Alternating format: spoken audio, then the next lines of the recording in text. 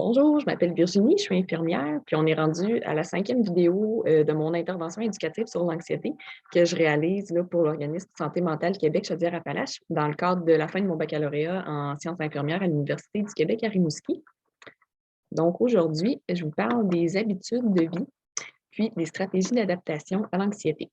Donc je vais vous parler des habitudes de sommeil recommandées, des habitudes alimentaires, des habitudes reliées à l'activité physique. Le fait d'avoir un bon réseau social aussi, on va en parler, que c'est important dans nos habitudes de vie pour favoriser une bonne santé mentale et une bonne gestion de l'anxiété. Je vous parle aussi rapidement là, de la consommation de substances dans la gestion de l'anxiété.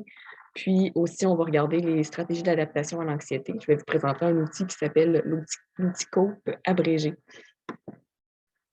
Donc, moi, au début de mon projet, il y avait une phase au cours de laquelle j'analysais les besoins de la clientèle.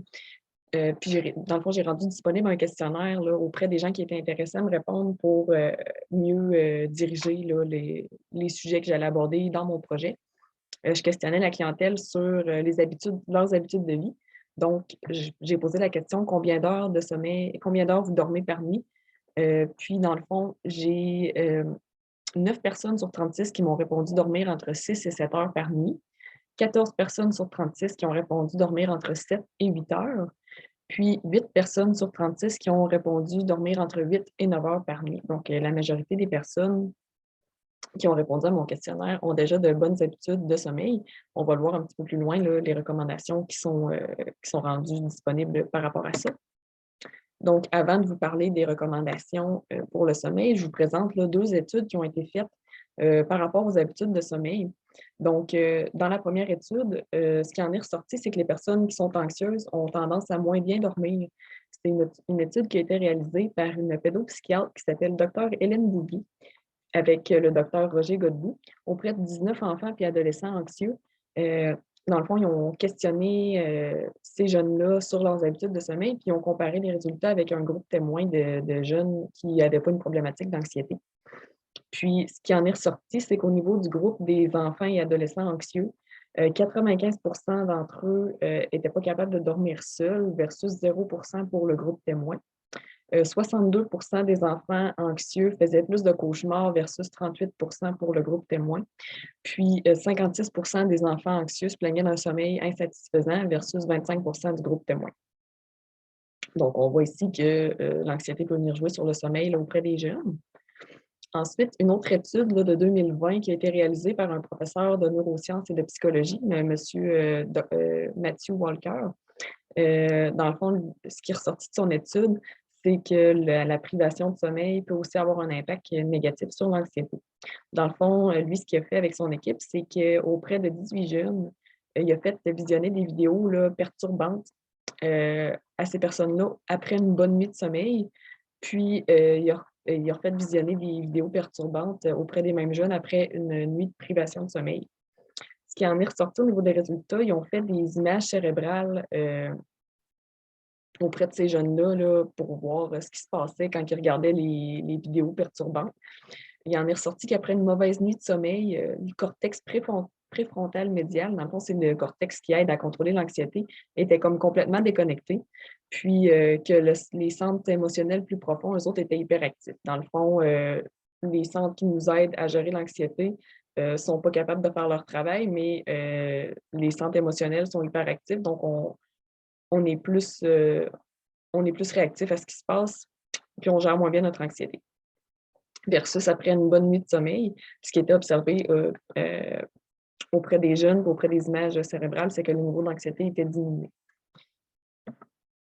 Donc, ce qui est recommandé pour le nombre d'heures de sommeil par nuit chez les adultes entre 18 et 64 ans, c'est de dormir de 7 à 9 heures. Donc, comme je disais tantôt, la majorité des personnes qui ont répondu à mon questionnaire ont déjà de bonnes habitudes là, de sommeil. Si ce n'est pas le cas pour vous, il y a une méthode qui existe, c'est la méthode contrôle du stimulus. Cette méthode-là, je l'ai trouvée sur le site esantémentale.ca.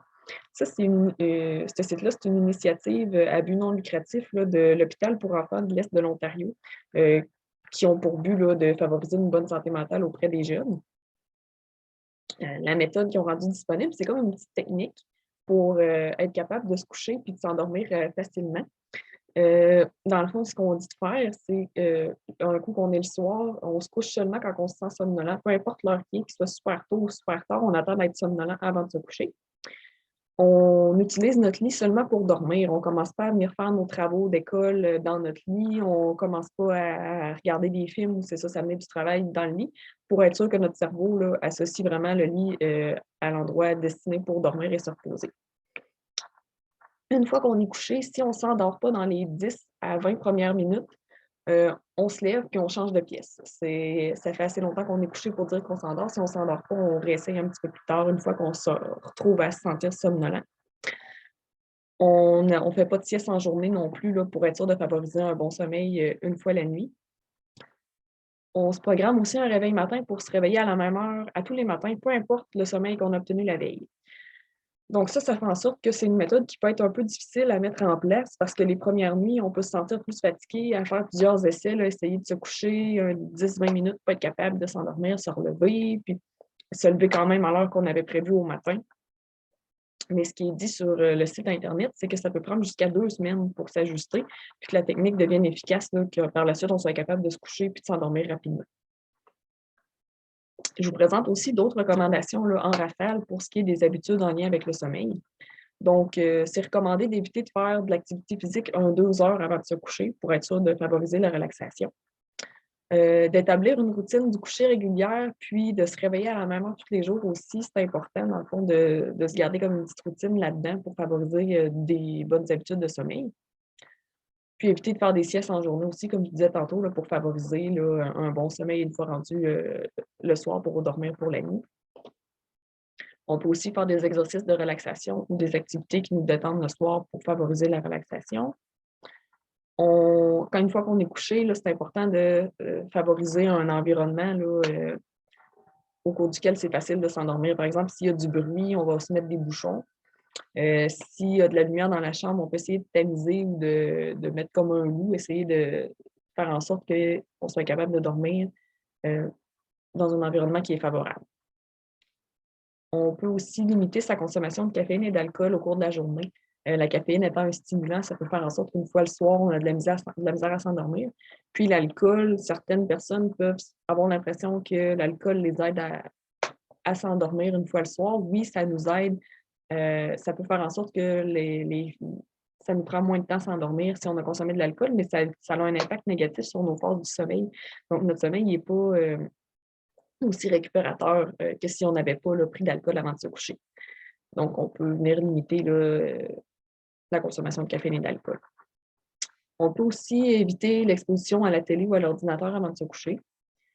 Puis, si jamais on a faim avant de dormir, c'est important de favoriser comme une petite collation au lieu d'un gros repas lourd, là, au moins 3 heures avant de coucher. Ensuite, je vous parle des habitudes alimentaires.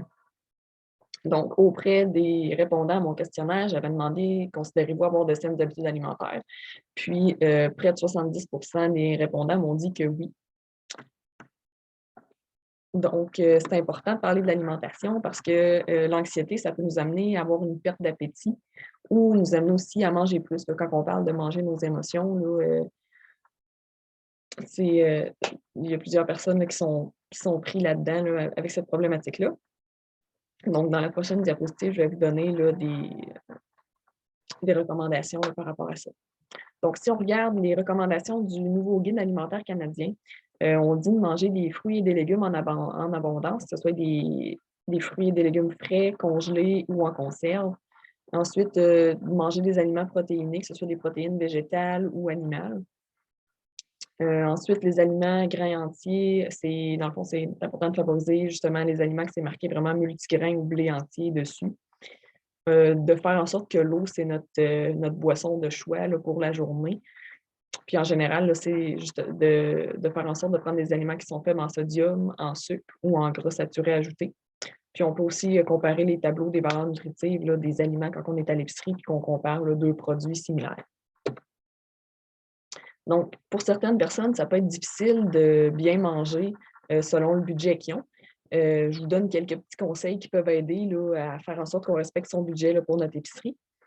Donc, si on se fait une liste puis qu'on se tient seulement aux aliments qui sont marqués sur notre liste là, une fois à l'épicerie, ça fait en sorte qu'on est moins porté là, à acheter des aliments qui sont plus superflus ou moins bons pour la santé selon le menu qu'on avait prévu là, pour la semaine. C'est aussi important de surveiller les soldes, puis justement d'ajuster les menus qu'on a prévu de faire en fonction des soldes, des aliments qui sont en solde dans la semaine. Puis, on peut aussi faire plusieurs épiceries justement pour avoir accès au rabais ou aller dans certaines épiceries qui égalisent les prix selon les circulaires des autres épiceries aussi, pour être sûr de ne pas manquer là, de rabais. Puis si on s'aperçoit qu'il y a des aliments qui sont vraiment en gros rabais, on peut se permettre de stocker un peu. Par exemple, si c'est des aliments frais, on peut en prendre quelques-uns puis les congeler. Si c'est des conserves, on peut en prendre quelques-unes pour les prochaines semaines. C'est aussi recommandé de favoriser les fruits et les légumes de saison. Souvent, c'est moins cher. Donc, on peut en acheter un peu plus, puis justement, là, les congeler ou les mettre en conserve. Maintenant, je vous parle de comment cesser de manger ses émotions quand on est stressé. C'est sûr que c'est juste des petits conseils de base là, que je vous donne. Si vous avez vraiment l'impression que vous avez besoin d'aide en lien avec une situation où est-ce que vous êtes porté à manger vos émotions beaucoup, puis que c'est vraiment problématique pour vous, il y a toujours moyen d'aller demander de l'aide de professionnels, de diététistes, nutritionnistes ou autres pour vous coacher là-dedans. Mais sinon, ce qui est recommandé de faire, c'est pendant les repas, là, vraiment de profiter du moment puis de se concentrer sur ce qu'on mange. On élimine les distractions. Puis, c'est ça, on se concentre vraiment sur ce qu'on ressent pendant qu'on mange, puis de prendre le temps de prendre un repas sans distraction. C'est aussi important de se poser la question, est-ce que j'ai vraiment faim ou est-ce que je mange parce que je suis stressée ou je mange parce que je m'ennuie? Donc, en plus de se poser cette question-là, on peut vraiment venir regarder si on a des signaux de faim. Donc, est-ce que j'ai vraiment faim? J'ai-tu comme une sensation de creux dans l'estomac? Je sens-tu que j'ai une petite baisse d'énergie? Puis pendant qu'on est en train de manger, il faut aussi être capable de reconnaître nos signaux de satiété. Dans le fond, les signaux qui disent qu'on n'a plus faim. Donc, sensation de ventre plein, sensation d'être rassasié, une diminution de l'intérêt envers les aliments. Ça, c'est des signes qui nous disent qu'on peut arrêter de manger, qu'on a mangé suffisamment. On peut aussi tenir un journal alimentaire de tout ce qu'on mange dans la journée. Simplement dans le but là, de faire le lien entre nos émotions et nos fringales. Donc, se poser la question, qu'est-ce que je ressentais au moment où est-ce que je me suis pris cette collation-là? Est-ce que c'était vraiment parce que j'avais faim ou parce que j'ai eu une annonce là, d'une situation stressante pour moi qui a fait en sorte que je me suis dépêchée à me prendre un petit quelque chose à manger? Donc, ça peut être intéressant là, de faire un petit journal alimentaire pour regarder à ce niveau-là. Maintenant, je vous parle de l'activité physique. J'ai demandé là, aux personnes qui ont rempli mon questionnaire au début de mon projet combien d'heures d'activité physique qu'elles faisaient par semaine. Puis, un quart des répondants faisaient moins d'une heure d'activité physique par semaine. Un quart faisait de 1 à 2 heures. Puis, 30,6% faisaient de 2 à 3 heures d'activité physique par semaine. Puis, 20% environ le faisaient plus de 3 heures. Donc, en 2018, le gouvernement du Canada il en est venu à la conclusion que près de la moitié des Canadiens n'étaient pas assez actifs pour retirer des avantages pour leur bien-être. C'est quand même une bonne partie là, de la population, surtout quand on sait que l'activité physique, ça peut avoir plusieurs impacts là, positifs, tant sur la santé physique que la santé mentale. Justement, il y a un article là, de l'Université du Québec à Montréal qui a été publié en 2018, dans lequel dans le fond, ils ont regroupé là, plusieurs études au cours desquelles des personnes qui avaient des problématiques de santé physique chronique ou des cancers étaient traitées pour des symptômes d'anxiété ou des symptômes dépressifs par de la thérapie et de l'activité physique. Puis ce qui en est ressorti de plusieurs de ces études-là, c'est que dans le traitement des symptômes d'anxiété puis des symptômes dépressifs pour cette clientèle-là, l'activité physique seule avait des aussi bons résultats chez la clientèle que l'activité physique combinée à la thérapie ou la thérapie seule. Donc, on voit que ça a vraiment un bon impact là, sur la santé mentale là, des gens. Aussi, ce qui ressortait là, dans cet article-là, c'est que les personnes actives sont en général moins anxieuses, vont être plus tolérantes au stress, puis vont aussi être moins portées là, à souffrir d'épuisement professionnel. Donc, si on regarde les recommandations, on dit que pour les adultes de 18 à 64 ans, il faudrait faire au moins 2 heures et demie d'activité par semaine. Donc, même les personnes qui ont répondu à mon questionnaire, là, il y en a seulement 30% des répondants qui faisaient assez d'activité physique, qui faisaient le nombre d'heures d'activité physique recommandé. Excusez-moi, il y avait aussi le groupe qui en faisait un petit peu plus. Mais dans le fond, presque la moitié là, des répondants là, n'en faisaient pas assez, selon les recommandations. Donc, ça ressemble là, aux conclusions du gouvernement de 2018. Ce qui est recommandé, c'est de faire des activités aérobiques d'intensité modérée à élevée, des séances d'au moins 10 minutes à toutes les fois qu'on bouge. C'est quoi? C'est des activités aérobiques d'intensité modérée à élevée. C'est des activités qui vont venir faire en sorte qu'on va être essoufflé, puis que notre fréquence cardiaque va augmenter. Dans le fond, c'est des activités au cours desquelles ça nous demande un petit travail là, pour bouger. Donc, des activités aérobiques d'intensité modérée. C'est des activités au cours desquelles on est capable de tenir une conversation avec quelqu'un, mais on ne serait pas capable de chanter une chanson, par exemple. Donc, ça va être des activités du style de la marche rapide, du patin, du vélo. Tandis que des activités aérobiques d'intensité élevée, c'est des activités au cours desquelles on est capable de prononcer quelques mots, mais on ne serait pas capable de tenir une conversation avec quelqu'un. Par exemple, la course à pied ou le ski de fond. Ensuite, j'ai questionné la clientèle à savoir si elle considérait avoir un bon réseau social. Puis 80% des répondants m'ont répondu que oui, ce qui est une bonne chose parce que si on se rappelle dans ma vidéo 2, où est-ce que je parlais des facteurs de protection en santé mentale, le fait d'avoir un sentiment d'appartenance auprès des autres, d'être capable de faire confiance aux autres, puis de sentir qu'on a un soutien de la part de nos proches, ça fait partie des facteurs qui font en sorte qu'on a une meilleure santé mentale. Donc, c'est important de garder des relations positives avec notre entourage. Pour favoriser là, le maintien d'un bon réseau social, c'est important de ne pas s'isoler en situation où est-ce c'est plus difficile pour nous, c'est d'aller chercher l'aide de nos proches en cas de besoin, puis de s'impliquer auprès des autres, là, de participer à diverses activités sociales, prendre des nouvelles des gens pour être sûr qu'on garde un bon réseau là, près de nous en cas de besoin. Maintenant, je vous parle de la consommation de substances parce que, par exemple, Éducalcool en 2011 a dit que 25 à 35 des personnes qui souffraient d'un trouble d'anxiété généralisée admettaient consommer de l'alcool et des drogues pour diminuer l'anxiété. Donc, il y a plusieurs personnes qui, pour gérer leurs symptômes anxieux, vont venir consommer certaines substances qui leur donnent l'impression que leur anxiété est mieux gérée que par d'autres méthodes. Donc, aujourd'hui, moi, je vous parle seulement des substances qui font partie des dépresseurs du système nerveux central parce que c'est souvent ces substances-là que les gens consomment pour soulager leur anxiété. Puis c'est ces substances-là qu'on entend surtout parler. Si jamais, par exemple, vous voulez de l'information sur d'autres substances ou juste de l'information supplémentaire, parce que je fais vraiment juste comme effleurer le sujet, je vous ai mis disponible le lien là, pour le site aiddrogue.ca. Dans le fond, il y a de l'information sur la consommation de plusieurs substances. Puis il y a même un numéro de téléphone disponible si jamais vous voulez parler à un intervenant, là, avoir du soutien là, selon votre situation. Vous pouvez aller faire un tour. Puis, dans le fond, je vous recommande là, de ne pas hésiter à aller chercher de l'aide si jamais vous vous apercevez que vous avez une problématique de consommation ou de dépendance, là, de ne pas rester tout seul là-dedans. Donc, les substances que je vous présente, c'est l'alcool, les médicaments qui font partie des benzodiazépines comme l'Ativan, le Librium, le Valium, le Rivotril, le Xanax, etc.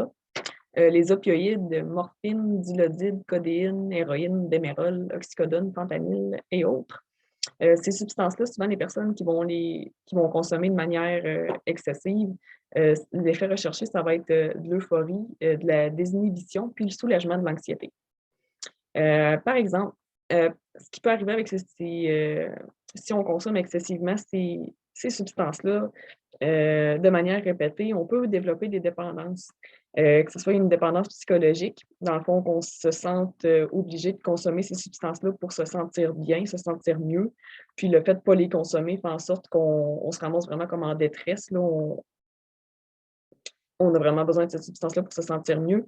Ou une dépendance physique, dans le fond, que c'est notre organisme là, qui s'habitue au fait qu'on consomme une substance là, selon une certaine quantité puis une certaine fréquence au quotidien. Puis que là, si jamais on arrête de consommer cette substance-là ou qu'on diminue seulement notre consommation, notre organisme va se ramasser là, en sevrage, donc on va avoir des symptômes là, désagréables associés à ça. Donc, c'est ça, le fait que les effets recherchés, c'est le soulagement de l'anxiété, mais que si on se retrouve avec un problème de dépendance, qu'on vient qu'à vivre des sevrages, les effets des sevrages de ces substances-là, c'est souvent l'opposé du soulagement de l'anxiété. Dans le fond, je vous nomme seulement quelques symptômes là, des sevrages de l'alcool et des benzodiazépines. Là. L'anxiété va être exacerbée. La personne va faire de l'insomnie, va vivre du craving. Dans le fond, ça, c'est une envie extrême de consommer la substance en question. On va avoir des tremblements, des sueurs, des troubles gastro-intestinaux. C'est vraiment des sevrages qui sont inconfortables. Puis qui peuvent être dangereux aussi au niveau de l'alcool et des benzodiazépines. Si on consomme ces substances-là puis qu'on décide d'arrêter par nous-mêmes, puis que c'est un sevrage qui est quand même important, on peut se retrouver à avoir de la confusion, des déliriums, des hallucinations, on peut même convulser ou se retrouver en coma. Donc, le fait de se retrouver avec une problématique de consommation de ces substances-là, c'est c'est vraiment de quoi qui peut être grave. Puis, c'est pour ça que je vous dis de ne pas hésiter à aller chercher de l'aide si jamais vous vous rendez compte que la consommation de substances prend trop de place là, dans vos vies ou que ça amène des problématiques là, pour vous. Donc, si on regarde au niveau des recommandations, pour ce qui est de l'alcool, selon Éducalcool, pour les femmes, c'est 2 consommations par jour pour un maximum de 10 consommations par semaine, tandis que pour les hommes, c'est 3 consommations par jour pour un max de 15 consommations par semaine. Si vous prenez de la médication, comme des benzodiazépines ou des opioïdes, c'est important de respecter la posologie qui est prescrite pour vous, puis les recommandations des professionnels, de ne pas se mettre à prendre plus les plus grosses doses que ce qui est prescrit. Puis c'est préférable aussi de ne pas essayer de gérer nos symptômes anxieux par la consommation de substances, d'essayer tu sais, on peut prendre un verre comme ça là, de manière récréative, il n'y a pas de problème, mais de là à dire que c'est vraiment parce qu'on se sent anxieux qu'à tous les soirs, on prend quelques consommations, là, c'est mieux d'essayer de trouver là, d'autres méthodes de gestion de l'anxiété. Puis, je vous fais un rappel, si vous avez une problématique là, de consommation de substances ou de dépendance, là, c'est important de consulter un professionnel pour ne pas rester tout seul là-dedans puis avoir un soutien là, par rapport à ça. Maintenant, je vous parle des stratégies d'adaptation à l'anxiété ou les mécanismes de défense. Ces stratégies-là, c'est des stratégies qu'on utilise, que ce soit de manière consciente ou inconsciemment, pour gérer notre anxiété en situation de stress. C'est des stratégies qu'on est porté à utiliser pour se protéger, que ce soit au niveau physique, mental ou social. Puis, il y a plusieurs mécanismes qui existent, puis il y en a certains qui sont moins adaptatifs que d'autres. Ça va faire en sorte que si c'est ces mécanismes-là qu'on est plus porté à utiliser, notre gestion de l'anxiété va être moins efficace, puis on peut se retrouver là, avec des symptômes anxieux. Donc, moi, pour vous parler de ces mécanismes-là, aujourd'hui, je vous présente l'outil COPE. C'est un psychologue puis professeur là, de l'Université de Miami qui a monté cet outil-là. C'est un outil qui permet de voir les stratégies d'adaptation qu'on a plus tendance à utiliser pour faire face à diverses situations stressantes, puis si celles-ci vont être efficaces là, pour nous, pour notre gestion de l'anxiété. Donc, la version que je vous présente aujourd'hui, c'est la version courte de l'outil, mais plus loin, là, je rends le lien disponible si vous voulez aller remplir là, la version longue. Pour remplir cet outil-là, c'est évident qu'on ne réagit pas toujours de la même façon aux situations qui sont stressantes, mais pour être capable de le remplir, il faut penser aux situations stressantes qu'on a vécues par le passé, puis en général, comment on était porté à réagir là, selon ces situations-là. L'outil est disponible dans le journal du participant, puis je l'ai rendu aussi disponible là, en lien avec la vidéo. Donc, si vous êtes intéressé à le télécharger, pour le remplir, c'est un outil qui est quand même intéressant à remplir, un petit exercice à faire là, pour faire des petites prises de conscience. Donc, ici, je vous montre comment remplir l'exercice. Dans le fond, ça ici, j'ai 28 affirmations dans un petit tableau. Puis, pour chaque affirmation, il faut que je note de 1 à 4 si c'est une stratégie que j'utilise dans mon quotidien. Donc, 1 étant, je ne fais pas du tout l'affirmation qui est inscrite là. 2, je le fais un peu. 3, je le fais souvent. Puis 4, je le fais tout le temps. Donc, si je vous montre un petit exemple de comment le remplir, si on dit ici, je me tourne vers le travail ou d'autres activités pour me changer les idées face à une situation anxieuse, ça m'arrive quand même souvent de le faire. Fait que je vais mettre un 3. Ensuite, devant une situation stressante, je concentre mes efforts pour résoudre la situation. Ben oui, ça, je le fais, je vais mettre un 4, donc je le fais souvent. Devant une situation stressante, je me dis que c'est pas réel. Ça m'arrive, je vais mettre un 2. Ça m'arrive de temps en temps, mais le plus souvent, j'essaye de faire face à la situation. Je consomme de l'alcool ou d'autres substances pour me sentir mieux devant une situation stressante. Moi, je ne le fais pas du tout, donc je vais mettre un 1. Donc, comme ça, on continue là, toute la liste des affirmations en se donnant des scores de 1 à 4. Puis ici, vous avez le tableau des résultats. Donc, pour avoir nos résultats sur quelle stratégie on est plus porté à utiliser, ici, on a les numéros qui correspondent aux affirmations qu'on a remplies plus haut. Donc, ce qu'on vient faire, c'est qu'on vient additionner les scores pour les 2 numéros qui sont inscrits dans la colonne de gauche. Puis ça, dans le fond, ça veut dire que c'est les affirmations qui sont en lien avec la stratégie qui est expliquée ici là, à droite. Donc, par exemple, pour la stratégie Self-Distraction, c'est les affirmations 1 et 19. Donc, pour 1, j'avais dit que c'était 3, donc que je le faisais souvent. Puis 19, je fais quelque chose pour moins y penser, aller au cinéma, regarder la télé, lire. Je le fais un petit peu, je vais mettre un 2. Fait que là, 3 plus 2, ça me donne 5. Donc, si j'ai 3, j'avais un 2 pour la question 19, puis ça me donne un total de 5. Donc, je fais le même principe là, pour chacune des lignes. Dans le fond, là, la question 2 et 7, j'additionne mes résultats pour chaque affirmation, puis ça me donne un résultat.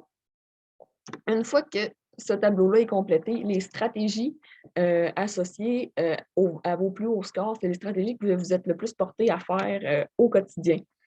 Donc, moi, j'ai laissé dans le fond, les noms des stratégies en anglais parce que l'outil de base est en anglais, mais je vous ai mis les définitions de chaque mécanisme là, en français pour que ce soit plus facile là, au niveau de la compréhension. Donc, par exemple, ici, un 5, bon, ça serait je n'ai pas rempli le tableau au complet, mais mettons que ça serait comme une stratégie là, où est-ce que mon score est plus haut que les autres. Bon, mais ça veut dire que moi, en situation de stress, je suis portée à me distraire pour ne pas penser à la situation, à ce qu'elle me fait ressentir. Une fois qu'on a tout rempli et qu'on est capable de venir cibler les stratégies qu'on utilise le plus souvent, on peut regarder est-ce que ces stratégies-là sont vraiment aidantes en situation de stress. Parce que comme ici, je vous ai donné un exemple, je pourrais constater que j'utilise de l'alcool pour gérer mon anxiété puis que je suis portée à me blâmer pour ce qui m'arrive. Ça va m'occasionner du stress supplémentaire puis c'est pas constructif. Dans le fond, ça m'aide pas à venir modifier la situation qui est en train de se passer, à venir m'aider à résoudre le problème. Je fais juste me taper sur la tête puis, dans le fond, prendre de l'alcool pour gérer mon anxiété. Tandis que si je me rends compte que dans certaines situations, j'ai fait preuve d'humour là, pour dédramatiser ce qui se passe, pour faire en sorte que je me sente moins anxieuse là-dedans, puis que je me suis tournée vers certaines personnes pour obtenir des conseils, donc un support instrumental. Là, j'ai été chercher de l'information sur comment je pourrais régler mon problème. Ben, ça m'a aidé à régler la situation plus efficacement parce que j'ai vraiment pris des mesures pour régler mon problème, puis j'ai été capable de gérer la situation sans comme exacerber mon anxiété là-dedans, là, le prendre avec humour, puis me dire, regarde, on va regarder ça là, tranquillement, je vais aller chercher de l'aide. Donc, ça permet de voir vraiment si on est plus porté à avoir des stratégies efficaces ou non.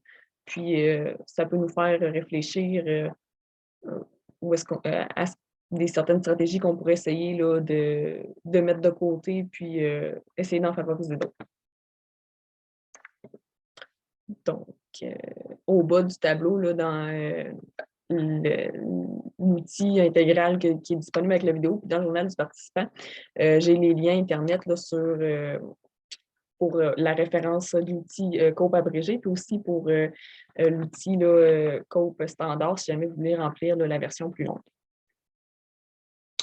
Donc, pour faire un résumé là, de ma vidéo, pour favoriser une bonne santé mentale puis une bonne gestion de l'anxiété, c'est important d'avoir des bonnes habitudes de sommeil, des bonnes habitudes alimentaires, de bouger là, en masse là, sur une semaine pour dire que c'est bénéfique pour nous, être bien entouré, avoir un bon réseau social, Favoriser les facteurs de protection en santé mentale. Comme je vous dis, vous pouvez retourner voir la vidéo 2 si jamais vous voulez vous rafraîchir la mémoire là, par rapport à ça.